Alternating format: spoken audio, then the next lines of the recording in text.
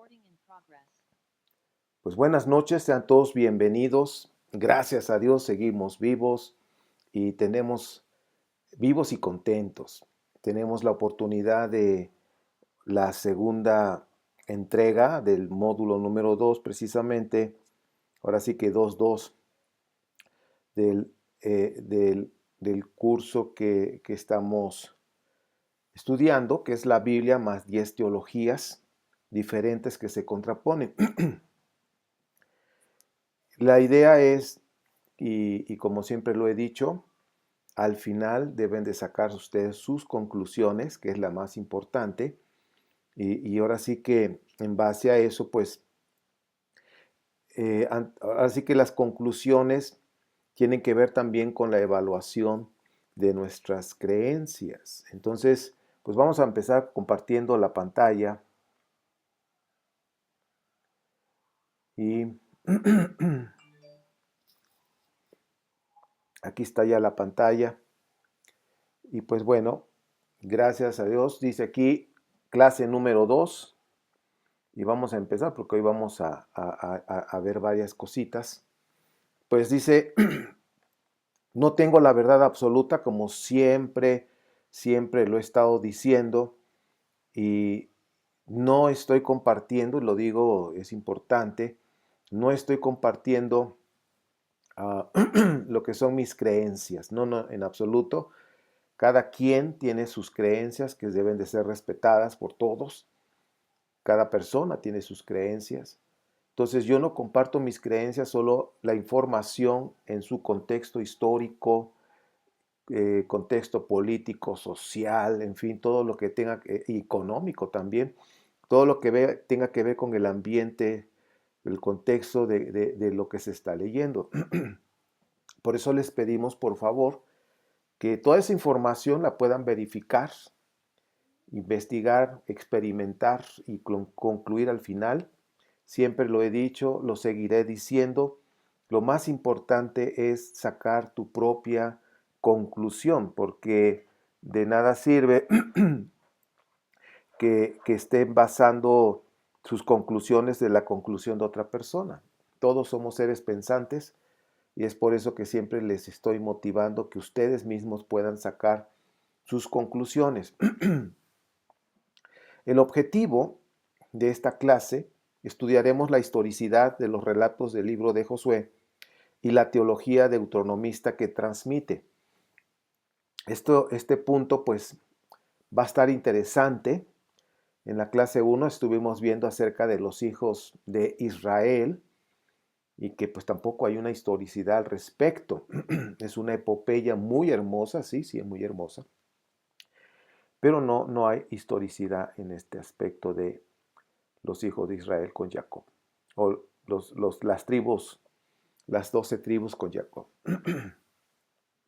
La bibliografía, Enigmas de la Biblia de Ariel Álvarez, Historia Antigua de Israel de Mario Liberani, Historia del Israel Bíblico de Samuel Pagán, Introducción a la Biblia Hebrea de Samuel Pagán, de Génesis a Reyes de Amador Ángel García Santo, y la invención del pueblo judío Shlomo San. Por cierto, este libro lo acabo de poner en Telegram. Para los que quieran leer, está súper interesante. O pueden ver también en YouTube las conferencias acerca de este libro que ha dado el mismo autor. Él es catedrático de historia en la Universidad de Tel Aviv. Es un personaje reconocido, aunque su material, su libro ha sido muy controversial porque pues dice las cosas como son. Entonces, ese libro ya está ahí en Telegram. La invención del pueblo judío de Shlomo San. Bien. Entonces, la estructura que vamos a estar viendo del libro de Josué, de la historia de Josué, pues hay una introducción, el discurso de Josué que viene en el capítulo 1. Luego viene la conquista del país, que es desde el capítulo 2 al 12. Luego viene el reparto del país del 13 al 21. Finalmente viene la conclusión donde hay un discurso de despedida, donde ya está la muerte del líder, Josué, que ya estamos hablando del 22 al 24. Entonces, así es como está compuesto el libro de Josué, que pues ahorita pues vamos a analizar con la historia que nos da acerca del, ¿cómo se llama? De la conquista. Entonces el reto de Josué nos muestra que la conquista del país fue con un esfuerzo y poder militar donde derrotan al enemigo. Josué también, este libro es una obra de Yahvé que concede a su pueblo, o sea, Yahvé concede a su pueblo la tierra que había prometido dar a sus padres. Y pues eso lo podemos ver en Josué, precisamente capítulo 23, 14, donde Yahvé mismo les da la victoria y la derrota de sus enemigos. Entonces, en este libro, por supuesto, que están mostrando que Yahvé les dio, o Adonai, como le quieran llamar, o Hashem, les dio ahora sí que les concedió la tierra, pero también les concede la derrota sobre sus enemigos, tener la victoria. Entonces, el libro de Josué, que está dentro de los deuteronomistas, ahora sí que están reconociendo que Hashem les promete una tierra, les ayuda a derrotar los enemigos y por eso les dio la victoria. En esta teología del libro de Josué, es evidente que está dentro de la teología deuteronomista, como acabo de decir hace un momento, y pues lo que nos está mostrando en esta teología de este libro, nos muestra la importancia de la ley o de la Torá, que es mejor bien dicho, de la fidelidad de Dios, también habla de la tierra, también habla de la unidad del pueblo, y lo que es la guerra santa, ¿no? Una guerra donde ahora sí que por designios que Dios dio de que la tierra se las había entregado, entonces tenían que conquistarla, y conquistar pues habla de una lucha, de estar ahí mano a mano. Entonces es esa llamada guerra santa. Es lo que habla el libro, es el relato, es lo que maneja esta teología de este libro. Ahora vamos a ver puntos importantes para ir analizando esta teología. Vemos que la importancia del libro de la ley o de lo que es la Torá, pero recuerden que así le llaman la ley de Moisés, la ley de Yahvé, de Hashem, la ley, porque es la Torá. La ley, como tal, se le ha estado diciendo, ahora sí que en la Biblia, así se le llama, sobre todo las Biblias traducidas al que son cristianas, así le dicen, la ley. Tal, así como aparecen en Deuteronomio, es el referente que da sentido a toda la obra. Es decir, en Deuteronomio, esa ley, que es la segunda ley, por eso se llama Deuteronomio, marca ahí un camino, traza un camino. El libro de Josué se le menciona en momentos culminantes exhortando a su cumplimiento para poder obtener los beneficios de Dios. Ustedes bien saben que en tan solo el capítulo 1, que para que pueda tener éxito, que le pueda ir bien, pues Josué tiene que meditar de día y de noche precisamente en ese libro de la ley, donde dan por hecho que Josué la recibió. Fíjense, por eso hay tanta confusión en la gente, porque, es decir, el relato muestra que ya la ley ya existía y que ahorita vamos a ver más adelante los años que pudo haber sido, según el relato, que pudo haber sido la fecha del libro de Josué, pero no hay historicidad. Pero en esas fechas, en el año, vamos a decir, lo voy a 1200 antes de la era cristiana, aproximadamente, en ese punto, de acuerdo al relato, hablaban de que ya la ley ya estaba, de acuerdo al relato. Pero realmente pues la ley fue compilada, fue hecha en el exilio y entregada precisamente después cuando regresaron a la tierra de a la tierra de Judá, a Jerusalén, fue cuando ya se entregó.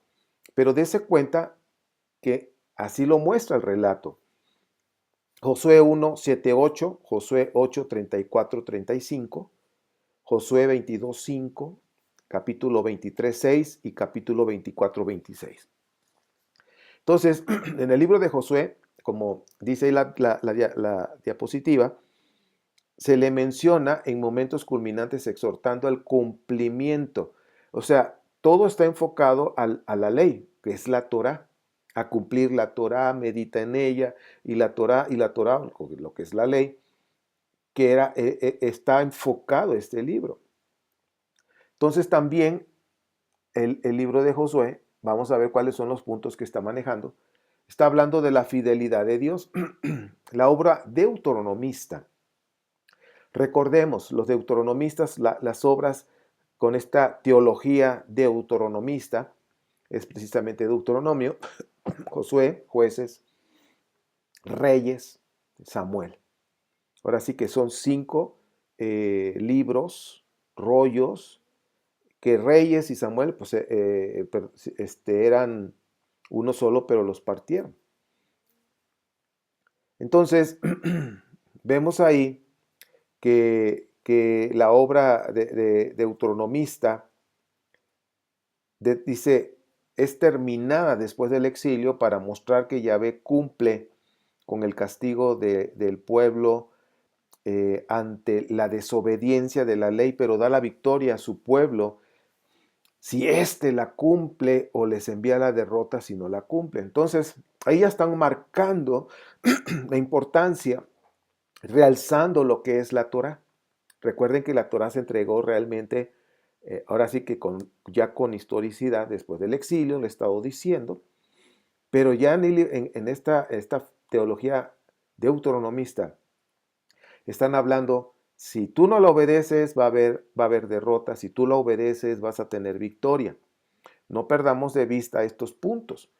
El autor deuteronomista confirma el resultado de la obediencia con la rápida conquista del país, pero también indica las derrotas que son debido a las desobediencias del pueblo. Entonces también hay derrota por tomar cosas que no le pertenecen, que sino son cosas que le pertenecen a Dios y que eso también puede traer derrota. Es decir, cuando tú tomas las cosas que a Dios le pertenecen, te va a ir mal. Y de ahí, hablando de Josué capítulo 7, 11, 12, donde los israelitas pues fueron derrotados ante los habitantes de Jai. Entonces, ¿por qué? Porque alguien tomó el anatema o había tomado cosas que le pertenecían a Dios. Y esto en el cristianismo se ha manejado que dice que cuando tú tomas las cosas de Dios, te va mal. El diezmo es de Dios. Y si tú tomas algo que es de Dios, te va a ir mal. Entonces, acuérdense que la religión manejan 2 temas importantes para mantener a una comunidad de alguna manera cautiva: el miedo y la esperanza. Chequen eso, miedo y esperanza. ¿Cuál es mi esperanza? Es que tengo miedo que me pase esto. O sea, son dos temas que siempre van a estar ahí. Entonces, los deuteronomistas marcan mucho, precisamente, si tú obedeces te va a ir bien, pero si tú no obedeces o si tú tomas cosas que son de Dios, te va a ir mal. El autor deuteronomista pone en boca de los paganos que viven con los israelitas el reconocimiento de la fidelidad de Dios a sus promesas. Recuerden que en el relato del Éxodo habla que no tan solo salieron del pueblo de Dios, las 12 tribus, sino que también salieron otros de otros pueblos, no nada más egipcios, de otros. Acuérdense que pues había de arameos, había de todo tipo de gente y que salieron juntos de acuerdo al relato. Entonces se les conocen como paganos, porque no son del linaje de Israel. De hecho, hoy en día, algunos israelitas, pues vamos a llamar, aunque sean mesiánicos, que crean en Yeshua, nos ven a nosotros, ahora sí que estamos creyendo en el mismo Dios, nos ven a nosotros menor que a ellos, ¿sí? Porque yo lo pude vivir en carne propia, ¿sí? Con el, ¿cómo le llaman? El que traduce, el que nos llevaba a los lugares y nos explicaba, sí había cierta superioridad de los que son israelitas a los que no somos de sangre israelita. Y y pues bueno, yo sí lo confronté varias veces en sus explicaciones que estaba diciendo al grupo. Entonces, cuando estamos viendo esto, entonces el autor de Deuteronomista eh, también se enfoca en los paganos, que los paganos también puedan reconocer a Hashem o a Yahvé. Y también habla de Rahab y los habitantes de Jericó, donde saben que hay un Dios que les ha dado el país, que les ha dado todo ese territorio y que ha derrotado enemigos que han tenido en el camino y que también los Gabaonitas también lo sabían. Por eso es que vinieron y se pusieron con ellos de acuerdo. En fin, lo que conocemos es ese relato que viene en Josué 2, 9 al 11 y José 9, 9 al 10. Es decir, que de acuerdo al relato, los de Gabaón ya sabían de lo que Dios había prometido al pueblo que había salido de Egipto. Ahora también, esto es la fidelidad de Dios. También tenemos otro punto, la tierra. La parte central del libro de Josué habla de la tierra de Canaán, o es la tierra de Canaán, que es conquistada como un don gratuito, como el regalo que Dios ha dado al pueblo. Chequen esto, la teología deuteronomista tiene dos principios importantes, la gracia y los dones gratuitos. O sea, un don es un regalo, que ahora sí que dones gratuitos está prácticamente como un pleonasmo, pero ahora sí que los dones, los regalos son gratuitos, sin condiciones. Entonces habla de esos puntos en esta teología deuteronomista. Vamos a ver aquí entonces la tierra de Canaán. Esta tierra que se ve ahí en medio entre Egipto y lo que es Mesopotamia, vemos ahí el mar Mediterráneo. Entonces vemos Canaán en rojo. Canaán es un don que Dios da gratuitamente a su pueblo. Es un regalo que da a su pueblo y lo da porque lo había prometido a sus padres de acuerdo a todo lo que ya veníamos viendo desde Génesis, como que está dando esa continuidad de Génesis, y dice Josué 21, 43 al 45, que es un regalo que se le había prometido a los padres. Por eso hoy en día ha habido fuertes alegatas acerca de que la tierra se la dio Dios a Israel. Por eso los de Pakistán, o sea, bueno, la gente que es de ese lugar no quieren a los israelitas porque han tomado algo de un sistema religioso, porque no hay nada, algo que pueda verificar realmente que eso sucedió así. Por eso vemos las peleas por este asunto, porque no hay legalmente algo que haya dicho Dios que se los había entregado, sino que viene una historia que se ha tejido a lo largo pues, ahora sí que de 3000 años, que se ha venido en la memoria colectiva de este pueblo, de esta gente de ahí, que ya hemos estudiado cómo se formó Israel, ¿sí? En las montañas, en fin. Pero el libro de Josué ya está mostrando, fue algo que nos prometieron, que nos prometió Dios y lo ha cumplido. Le prometió a nuestros padres y lo está cumpliendo. Y pues por eso es que tomaron la tierra de ahora sí que de una manera relámpago, así milagrosa. Ahora, la unidad del pueblo israelita es otro punto que maneja. Esa unidad del pueblo de las tribus. Víamos la clase pasada de las confederaciones, cómo se fueron formando. Pero fíjense cómo Josué lo maneja, que ya estaban todos juntos, organizados. El libro de Josué muestra a los israelitas como un solo pueblo. Ojo con eso, por favor. Lo cual es un anacronismo, pues nunca hubo un solo pueblo, sino dos, el reino del norte y el reino del sur, que es Judá. En la clase número 1 del segundo módulo lo estudiamos y siempre les estuve diciendo en otras clases atrás que el reino del norte y el reino del sur no tenían nada que ver entre los dos, pero la epopeya de alguna manera los tenía que emparentar para poder marcar la unidad de todas las tribus, para poder hacer una confederación de 12 tribus, para poder decir, estamos unidos, venimos del mismo tronco paternal, en fin. Dice, pero en tiempos del exilio existía la aspiración de que ambos reinos formasen una unidad bajo el mandato de un solo rey.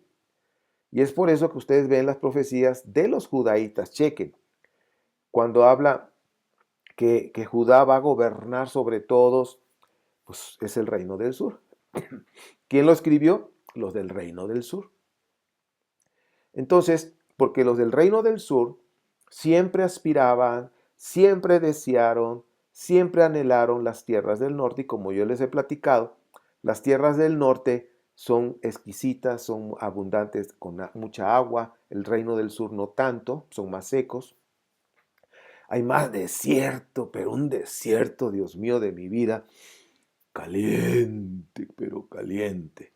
En cambio, en el norte se siente diferente. Sí hay calor, pero hay más frescura, hay más agua, donde comienza el Jordán, esos tres que alimentan. No, no, no, es algo impresionante. El profeta Ezequiel, que fue un profeta del exilio, el capítulo 37, que ha sido de tanta controversia, que los mesiánicos están esperando que apenas se cumpla, que apenas suceda eso con el regreso del Mesías. Les he dicho, los mesiánicos y cristianos, pues es lo mismo. Entonces, nada más que uno guarda Torah y el otro no, pero creen en lo mismo en cuanto al Mesías. El profeta Ezequiel, capítulo 37, 15 al 28, nos está mostrando que junta a las dos varas. Recuerden, ahí vemos en la pantalla, junta los dos trozos de madera en los que están escritos los nombres del reino del norte y el reino del sur. ¿Ok? Entonces, algunos le llaman Efraín, otros, el sur es Judá, otros le llaman Israel y Judá. Depende, ahora sí como lo estén manejando, pero pues normalmente es reino del norte, reino del sur. Porque así estaba antiguamente, así los identificaban los dos reinos que no tenían nada que ver entre ellos y pues bueno, ya les he dicho, se emparentaron con esta epopeya. Entonces se unen los dos reinos para formar una unidad, uno solo. Entonces dice, profetiza que un día volverán los deportados del norte y los del sur y formarán un solo pueblo. Entonces en esa profecía están hablando que en el reino del norte, las tribus que estaban ahí, ¿sí?, que fueron dispersados, pero no se quedaron en cero, siempre se quedó gente, ¿ok? Siempre hubo un legado ahí mínimo, pero lo hubo. Entonces los demás, pues muchos, así como sucedió con los judaítas que se los llevaron a Babilonia, muchos de los asirios también se llevaron gente productiva, gente que les podía dejar más, ahora sí que, pues más dinero, pues, gente productiva, vamos a decirlo. Bueno, entonces esta profecía, el profeta estaba viendo y visualizando de que eso iba a pasar. Y sí, cuando ellos regresaron, bajo el mando de los persas, pues sí tomaron esa tierra. Y como hemos dicho otras veces, Josías, que prácticamente escribió en sus primeros 12 capítulos de lo que es Josué, tiene que ver con Josías, él está describiendo su campaña política o su campaña de militar, de la conquista, de lo que maneja esos primeros 12 capítulos. Ahora sí que es el relato de Josías. Ahora, vamos a ver la siguiente. Bueno, esto que les digo yo no lo inventé, esos son las evidencias y los historiadores y este, pues todas las ciencias que están involucradas, los filólogos, en fin. Después del exilio, nunca ocurrió. Es decir, vean ustedes ahí cómo están las tribus distribuidas, y cuando fueron dispersos, pues no fueron todos totalmente, siempre hubo un remanente que se quedó ahí. Pero después del exilio, pues no ocurrió eso que estaban diciendo, van a regresar todos. Los deportados del norte nunca volvieron al país ni se unieron con los del sur, pero la aspiración de formar un solo pueblo no se perdió. Ahora, ¿de quién era la aspiración? ¿De los del norte o los del sur? Pues claro, de los del sur. Como no ocurrió la unidad del pueblo, que esa es la historicidad, no ocurrió después del exilio, el autor deuteronomista proyecta ese deseo hacia el pasado y lo presenta como una realidad.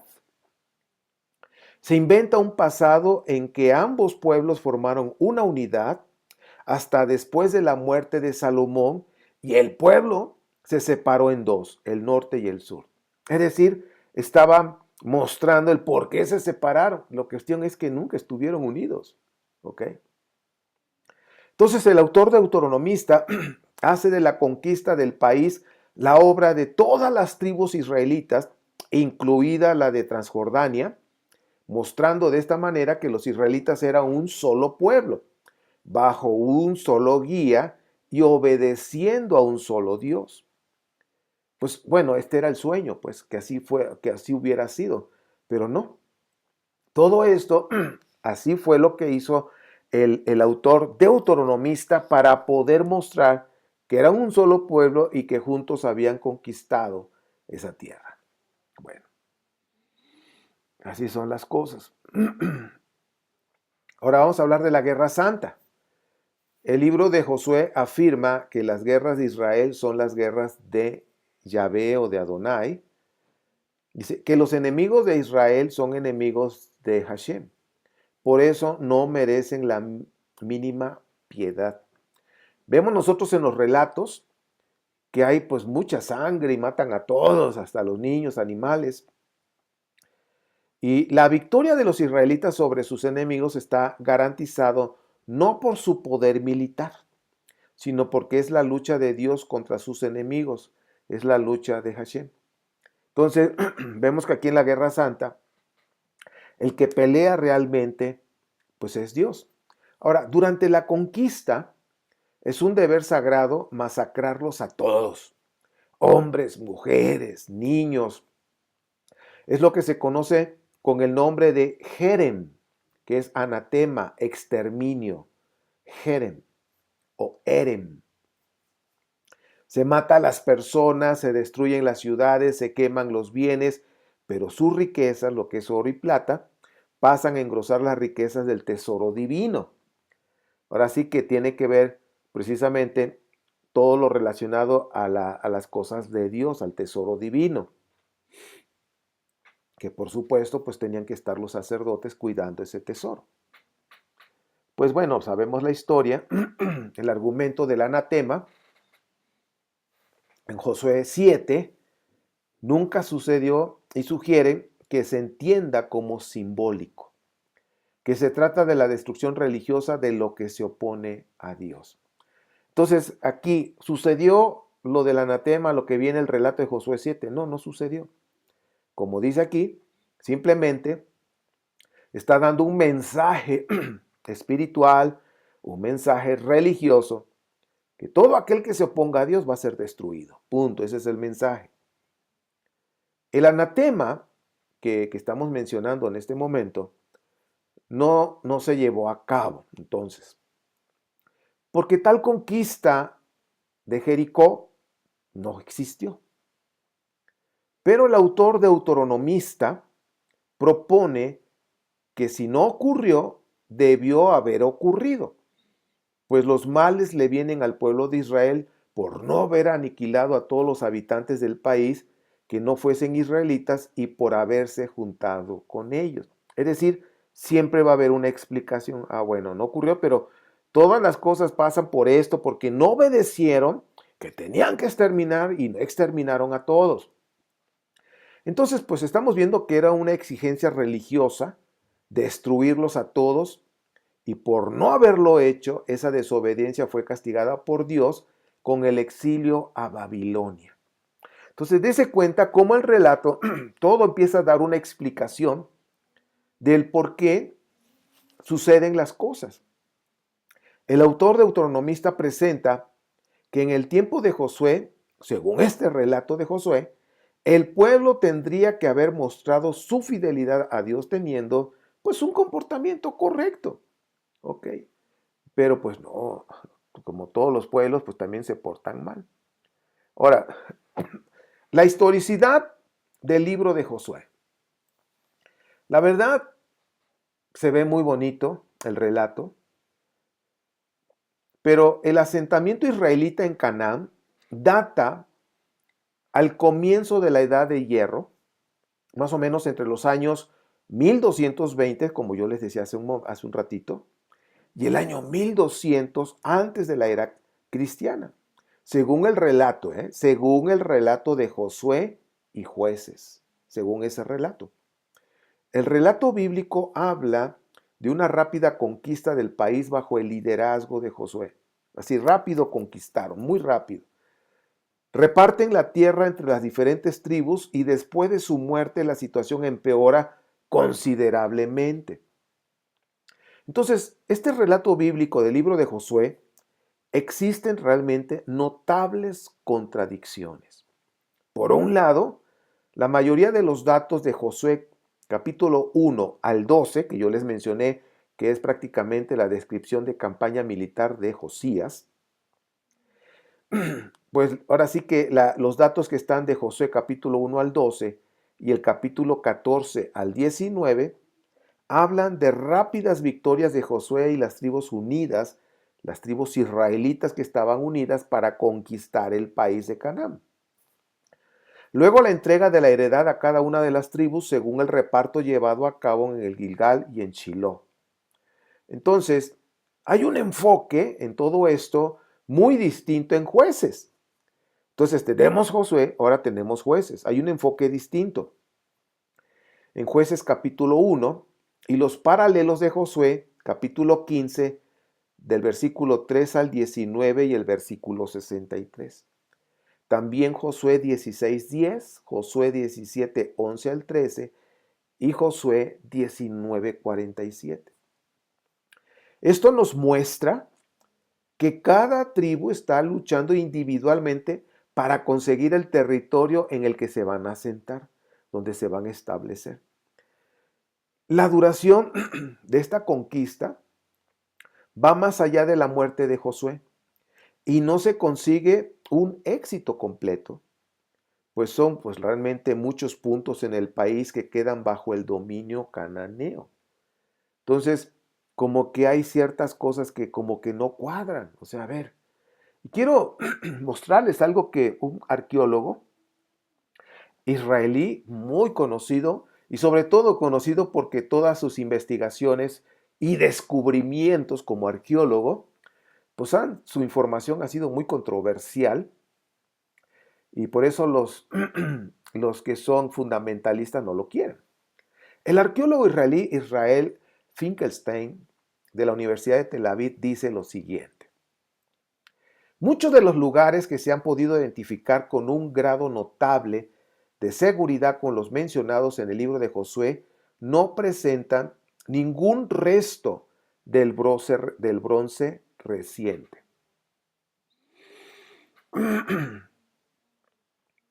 En regiones densamente pobladas por los cananeos y que supuestamente fueron conquistadas, no hay evidencias de asentamiento israelita antes del siglo X, antes de la era cristiana. De modo inverso, en la mayoría de las zonas de asentamiento israelita de la colina central donde tuvo lugar el resurgimiento demográfico del Hierro primero, los lugares cananeos eran pocos en número y prácticamente no hay ninguna evidencia de un asentamiento israelita que siguiera inmediatamente a la destrucción de las ciudades cananeas. La evidencia cronológica indica, además, que los centros cananeos fueron devastados durante un largo periodo de tiempo. Ahora tenemos la certeza, por ejemplo, de que ciudades cananeas como Laquish todavía estaban florecientes en el tiempo en el que iba teniendo lugar el asentamiento israelita en las colinas centrales. La atribución automática de todos o casi todos los niveles de destrucción en torno en el año 1200 antes de la era cristiana, las ciudades cananeas de la tierra de Israel a una campaña de conquista por las tribus israelitas cierra los ojos a otras posibilidades históricas. Campañas militares egipcias como las desarrolladas por el faraón Merneftá, conflictos locales entre ciudades cananeas rivales e infiltración de los filisteos en la costa sur y la de Shefela durante la primera mitad del siglo XII antes de la era cristiana. Entonces, lo que nos está mostrando aquí el arqueólogo israelita es que no hay historicidad a las conquistas que menciona o relata la Biblia. No las hay. Y esto pues ya en Israel es sabido, pues en arqueología dice, cuando la ciencia, que es la arqueología y todo lo que hay con ciencia, filología, en fin, y la historia caminan juntos, dice, estamos pisando terreno firme. Pero aquí la arqueología y todo esto no nos está respaldando, no hay evidencia de historicidad de todas estas conquistas como ha habido en otras conquistas donde sí hay evidencias. Ahora sí, han sido muchos los historiadores que confirman que los libros de autonomistas no son una obra que pertenezca al género histórico, porque no tienen una exactitud histórica. Como hemos dicho tantas veces, que la Biblia, sobre todo la Torá, no es un libro de historia. No es un libro de historia. Muchos de los relatos bíblicos no se han podido demostrar porque no siempre no es fácil y tampoco es posible. Entonces, esto es fuerte. Entonces, el mensaje teológico que transmite el libro de Josué, pues el mensaje teológico, el mensaje espiritual, es verdadero, pero no es literal porque no hay historicidad. Y el problema está que las personas que no investigan la historia toman los relatos de manera literal. Y pues bueno, de tomar de manera literal los datos de esos relatos es cuando se generan las doctrinas de algo que no sucedió. Y eso es lo peligroso. Si Abraham, fíjense, vamos a ir terminando la clase. Si Abraham y Jacob, o Jacob, no fueron familia o no son familia, y las 12 tribus no son hijos de Jacob o de Israel, porque pues no hay historicidad que respalde ese relato, realmente esto no debe afectar nuestra fe, porque nuestra fe no está fundada en la historia de Israel. Si sucedió o no sucedió, a nosotros no nos debe de afectar. ¿Ok? Sí. Nuestra fe no está fundada en la historia de Israel. Nuestra fe está fundada en nuestra intimidad con Dios. ¿Creemos que Dios existe? Por supuesto que sí. Oye, la evidencia de esta creación que vemos y que podemos palpar, alguien la creó, por supuesto, el único Dios, que no sabemos cuál es su nombre. Pero si nuestra fe está basada realmente en nuestra intimidad con Dios y no en la historia de un gran pueblo, ¿sí? que transmite, la verdad, una hermosa epopeya. Pero pues nuestra fe no está fundada ahí. El problema está de las personas que pues por ejemplo, que lo toman de manera tan literal, que no, yo soy de la tribu de Efraín. Y tú, a mí me pasó hace muchos años, cuando empezaba yo a estudiar, a investigar, y me decían, ¿de qué tribu eres? Mira, yo no sé de qué tribus pueda yo ser, pero mi relación con Dios no cambia, eso es lo más importante. Y sí, o sea, yo no sabía de qué tribu era.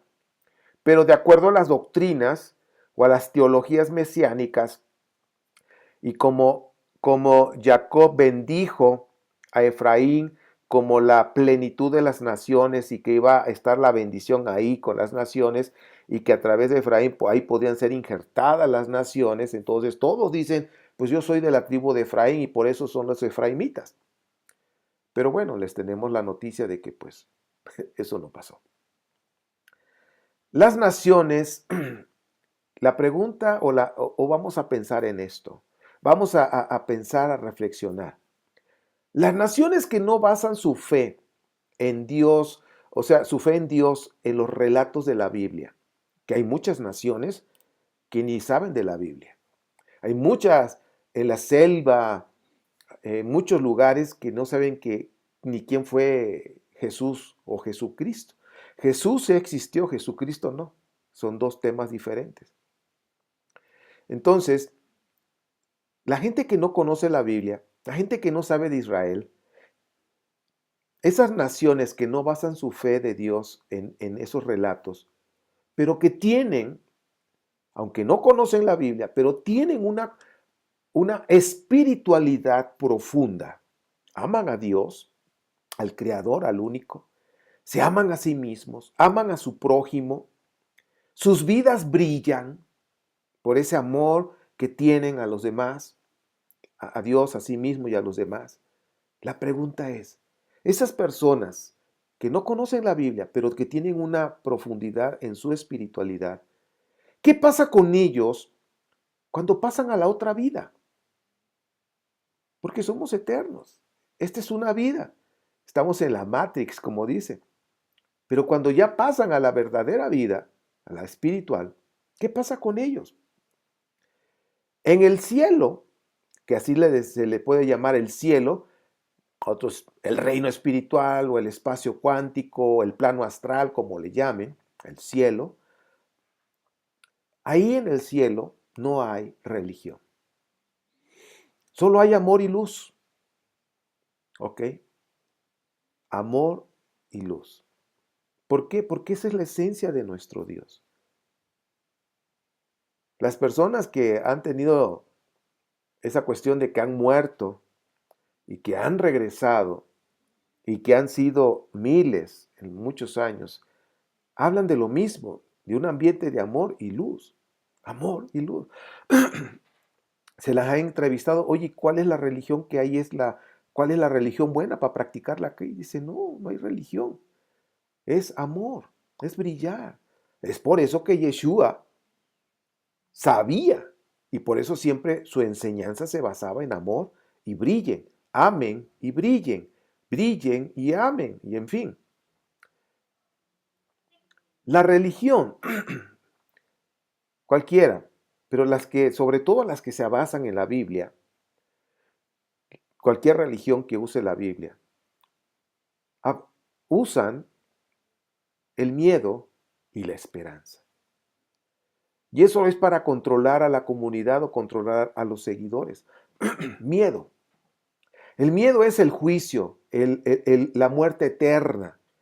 Es que si tú, como los deuteronomistas, ¿sí? Que decía, es que si tú no obedeces la ley, si tú desobedeces esto, te va a ir mal. Por eso nos fue mal en Jai, por eso aquí y acá, en fin. Entonces, de alguna manera, ese híjole, hay que obedecer la ley porque si no me va mal. Es el miedo. La esperanza. ¿Cuál es la esperanza? También dicen que al final de la historia todos seremos felices, viviremos por la eternidad en esta tierra, los que obedezcan nada más la ley, por supuesto, los mandamientos. Por supuesto, aquellos que resuciten, los que no resuciten, pues quedarán en vergüenza, perdidos eternamente. Por eso el cristianismo tuvo que quitar el tema de la reencarnación en el siglo V de esta era cristiana. Porque los primeros 5, ahora sí que siglos de esta era común o de esta era cristiana, en el cristianismo se creía, hay evidencias, en la reencarnación. Pero ya después, como que esto empezaba a contraponerse con la resurrección de muertos, y que esa es la esperanza de mucha gente. Y me lo han dicho, es que entonces, ¿cuál es mi esperanza? Espérame tantito, o sea, miedo y esperanza, miedo y esperanza. Chequen eso. Entonces, estamos viendo, analizando, que pues se hizo una hermosa epopeya. Está hermosa, la verdad, sí, por supuesto. Pero era una hermosa epopeya para dar una identidad a los judaítas que regresaban del destierro, que regresaban del exilio. Y esas promesas para una nación naciente que estaba naciendo, están a favor de la tribu de Judá, chéquenlo, ¿sí? Que es la que va a gobernar sobre todas las tribus y el mundo, o sea, no nada más las tribus, sino todo el mundo entero con el Mesías, que el Mesías, pues lo que esperan es un Mesías político, un Mesías guerrero. Los escritos hebreos, y aparte la Torah, déjenme poner la pila, se me olvidó poner la pila, pero ya está. Todos los escritos hebreos, el Tanaj y todos estos libros apócrifos, pero sobre todo, por ejemplo, la Torah, que es más conocida, se hicieron en una era. Chequen los datos. Hablando de las eras que duran 2000 años, se hizo en una era, luego vino otra era. Cuando Yeshua le tocó nacer, le tocó precisamente una nueva era, ¿sí? Un inicio de una nueva era, que son de 2000 años, 2100, dependiendo. Algunos hablan de 2160. Ahora, yo te estoy hablando en términos de astrología, no de astrología, sino en términos de lo que es términos astrales, los planetas, en fin. Entonces, estamos hablando de 3 eras diferentes. Cuando se escribió la Torá era una era. Cuando Yeshua estuvo su ministerio, fue una era. Y acabamos de terminar una era y hemos entrado a otra. De acuerdo a la cuestión astrológica, se terminó la era de Piscis, se entra la era de Acuario, ¿sí? O sea, no tiene que ver con los horóscopos, no, son cuestiones astrales, de los astros. Estamos hablando de eras diferentes. ¿Que hay un cambio? Sí. Porque en esta era, que es la era de Acuario, de acuerdo a los astros, está hablando de la era del conocimiento. La era anterior era una era oscura, que no había tanta información. Entonces estamos notando que si hubo cambios, sí, está habiendo cambios. Ahora, a través de la ciencia podemos descubrir mucha información. Entonces estamos hablando de 3 eras diferentes. ¿Ok? Entonces, en estas eras se ha estado esperando la resurrección de los muertos. ¿Por qué dije de las eras? Porque en la era, antes de la era de Yeshua, en esa era, cuando se entregó la Torá, cuando se hizo y se entregó la Torá, la resurrección de los muertos era una esperanza, ¿ok? En el judaísmo, y ya después que el cristianismo nació del mismo judaísmo, también se volvió una esperanza que Pablo, siendo judío, habla precisamente de la resurrección de muertos, y aunque Pablo en Corintios 15 está hablando de una transformación del cuerpo a un cuerpo espiritual, ¿ok? Pablo así lo veía. En el tiempo de Pablo, para él ya iba a suceder a la vuelta de la esquina, o sea, esto era urgente, cosa que no pasó. Entonces, el tema de la resurrección de los muertos en el judaísmo, en el cristianismo, está relacionado ahora en el cristianismo y mesianismo, está relacionado con el regreso del Mesías. Sin embargo, en el judaísmo están esperando que aparezca ese Mesías, entonces va a haber una resurrección de muertos. ¿ok? Esa es una esperanza, ¿sí? Pero no va a pasar, no va a pasar. Han pasado una era, la mitad de una era completa y una era que apenas está comenzando y que son otros 2000 años y fracción más y que esto va a seguir creciendo, evolucionando. Entonces, por eso el cristianismo tuvo que quitar todo lo relacionado con la reencarnación de las escrituras de la Biblia cristiana. O sea, ¿ha habido mano negra? Sí, pero tiene que adaptarse todo a la doctrina, a la teología que tenga que ver con la resurrección de muertos, el regreso del Mesías, que se va a transformar el cuerpo y que todos viviremos felices en esta tierra. Y el caso de la reencarnación no habla de eso. Entonces, todas estas cuestiones que les estoy platicando, pues son temas, pues yo diría que espinosos, son temas bastante delicados, pero pues tenemos que, ahora sí que les dije, yo no tengo la verdad absoluta, pero son temas que necesitamos verificar y tenemos que cuestionar nuestras creencias. Tenemos que investigar el tema. Bueno, aunque el curso hablando de la reencarnación ya lo vimos, estuvimos investigando, hay muchísima información, hay libro de muchas vidas de una manera científica, en fin, se ha comprobado de manera científica el tema de la reencarnación, pero tuvo que ser quitada. O es la reencarnación o es la resurrección de muertos. No pueden ser las dos juntas. ¿Ok? Entonces tenemos aquí una cuestión bastante, bueno, como dice aquí, ahora es tu turno, verifica, investiga, experimenta y concluye. Yo te estoy exponiendo información, pero tú tienes que sacar tu conclusión. Y pues creo que es importante que nosotros debamos cuestionar nuestras creencias, cuestionarlas. Y con toda esta información histórica que yo les estoy compartiendo, pues ustedes deben de tomar sus conclusiones.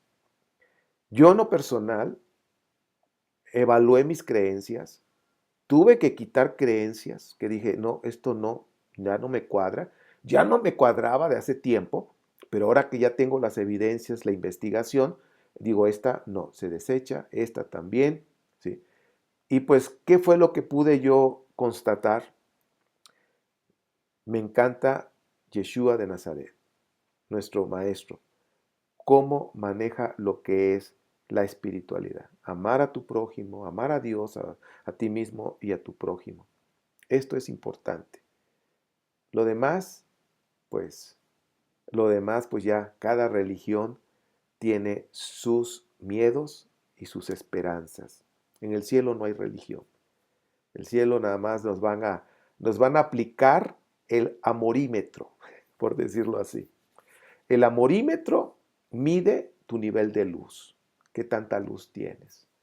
Entonces, pues bien, es un tema importante y que pues por favor saca tus conclusiones y ya después que las hayas sacado, pues hay que compartirlas para ver hasta dónde llegaron, qué tuvieron que quitar, en fin. Pero yo sí te invito, evalúa tus creencias, ¿ok? Evalúa, usa ese cerebro tan hermoso y poderoso que Dios te ha dado, úsalo porque para algo nos los dio. Pues bien, esto hasta aquí lo voy a dejar y pues si hay comentarios ahorita lo vamos a tener en su espacio. Entonces, la conquista también es una epopeya, pero como les dije, el autor deuteronomista ya analizamos cuál fue su objetivo y cómo todo esto pues tiene una relación o como el dominó, tocas una pieza y se van todas, tac, tac, tac, tac, tac. Saca tus conclusiones, que esa es la más importante. Hasta aquí la dejamos.